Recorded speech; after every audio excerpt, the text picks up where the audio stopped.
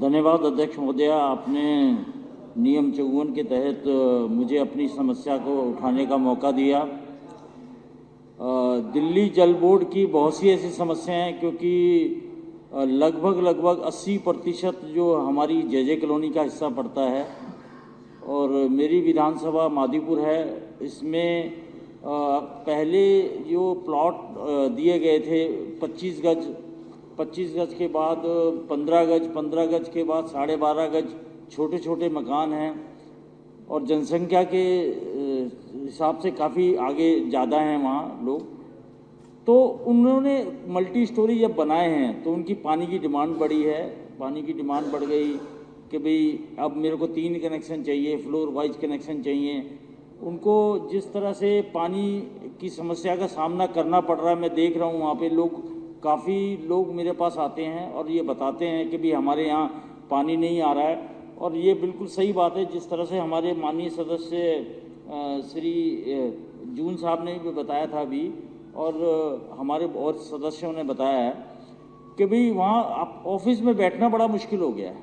इसलिए मुश्किल हो गया है क्योंकि जो समस्याएं लगातार बढ़ती जा रही हैं और बढ़ते बढ़ते यहाँ तक आ गई हैं कि भाई वहाँ लोगों को पानी नहीं है। हालांकि बोर का पानी भी उनके साथ मिलाया गया है, उसके बावजूद भी पानी की कमी पूरी नहीं हो पा रही है।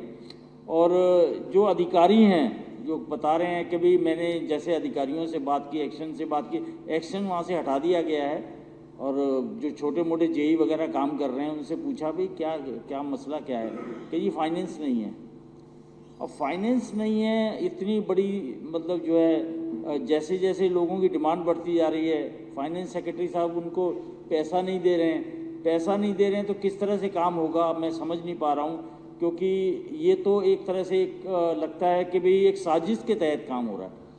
भाई एक साजिश है ये कि भाई दिल्ली के कामों को रोका जाए, ऐसी विधानसभाओं को रोका जाए।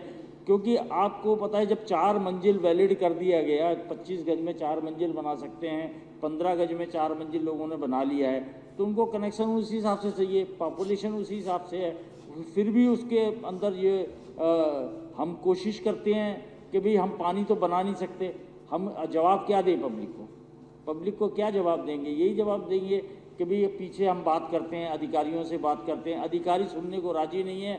और अधिकारियों का ये हाल हो गया है कि मैं आपको क्या बताऊं। मैं एक नाला पार कर रहा था, वहाँ नजफगढ़ ड्रेन है, इस पे काम चल रहा है, दिल्ली सरकार का एक प्रोजेक्ट है, इसको नजफगढ़ ड्रेन को साफ करके इस पे पर्यटक स्थल बनाने का।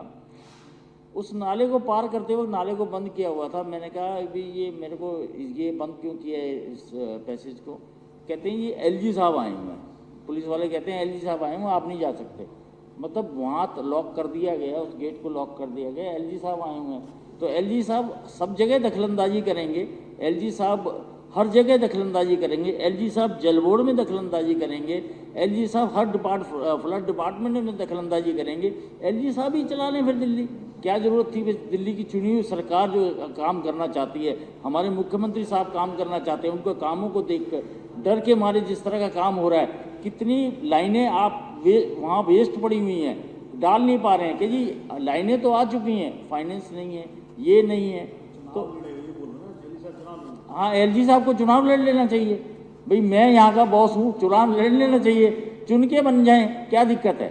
एलजी साहब फिर चलाएं दिल्ली को। तो वही वाली बातें हैं। तो ये जो जिस तरह की घिनौनी राजनीति का हिस्सा बनती जा रही है दिल्ली के अंदर, ख़ास तौर पे मैं देख रहा हूँ, इतना मैंने कहीं नहीं देखा। जो बदले की भावना से काम कर रही है बीजेपी, क्या कहना चाहते हैं आप? अभी बाद में बोल लेना। बीजेपी जिस बदले की भावना से काम कर रही है दिल्ली के अंदर, उसको ये सोचना चाहिए, क्योंकि ये पेयजल का मामला है, पानी पीने का मामला है, पानी से संबंधित मामला है, सीवर का मामला है। मैं जैन साहब की विधानसभा के अंदर पता क्या मेरे बैग मार रहा है सीवर, तो कहते हैं ये इस बैग क्यों मार? मैंने पूछा अधिकारियों से, कहते बैग इसलिए मार रहा है वो ट्रंक लाइन में सफाई का काम नहीं हो पा रहा है, वो बंद पड़ा है। जो मेन लाइन केशवपुर को जाती है, तो उसमें मेरी विधानसभा में साफ हो गया, लेकिन वो जैन साहब की विधानसभा की वहाँ सफाई नहीं हुई है। अब हमारे अधिकारी कहते हैं हम वहाँ क्या कर सकते हैं? तो मतलब इस तरह की समस्याएं पैदा कर दी गई हैं। उन समस्याओं को देखते हुए लगता है कि मैं एलजी साहब से भी ये आग्रह करूंगा ऐसी घिनौनी राजनीति ना करें और इस तरह का काम ना करें। और अधिकारियों से भी कहूँगा, हो सकता है अधिकारियों को डर हो, उनको कहा जाता है तुम्हें काले पानी भेज दिया जाएगा, तुम्हें वहाँ ट्रांसफ़र कर दिया जाएगा, असम में ट्रांसफ़र कर दिया जाएगा, तुम्हें वहाँ ट्रांसफ़र कर दिया जाएगा, तो वो डर के मारे क्या करें, वो उनके इशारे पर चलते हैं। तो उस इशारे को अगर मैं समझता हूँ, अगर सदन के अंदर आप उनको किसी कमेटी के माध्यम से उन अफसरों को बुलाएं, उनकी मजबूरियाँ पूछें, भाई क्या मजबूरी है आपकी, किस वजह से क्यों नहीं कर रहे हो। और हमारे यहाँ जो जैसे जैसे वहाँ की पॉपुलेशन है और पानी के कनेक्शन चाहिए, पानी के कनेक्शन नहीं मिल पा रहे हैं लोगों को, पानी नहीं आ रहा है, कई जगह कनेक्शन भी हैं तो पानी नहीं आ रहा है। अधिकारी जितने भी हैं छोटे, वो ज़्यादा क्या करेंगे, वो क्या करते हैं 2 दिन इसका खोल देते हैं, फिर 2 दिन बाद वो खुश हो जाता है, धन्यवाद करने आता है, जी खुल गया पानी, फिर 2 दिन बाद इसका बंद करके इसका खोल देते हैं।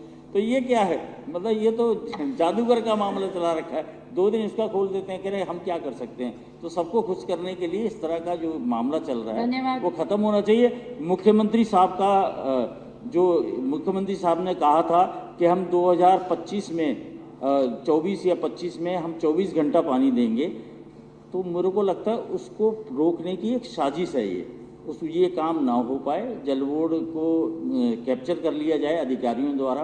तो ये इस तरह की साजिशों से जो काम चल रहा है, मैं एलजी साहब को ये और आपके जो अधिकारी हैं उनको बुला के यहाँ समझाया जाए। और ये एलजी साहब अगर इस तरह की दिल्ली और घिनौनी राजनीति करेंगे तो मैं चाहता हूँ कि बीजेपी के माननीय सदस्य भी यहाँ बैठे हुए हैं, वो भी कम से कम हमारे साथ मिलकर काम करें। पेयजल का मामला है, समस्या। तो आप धन्यवाद।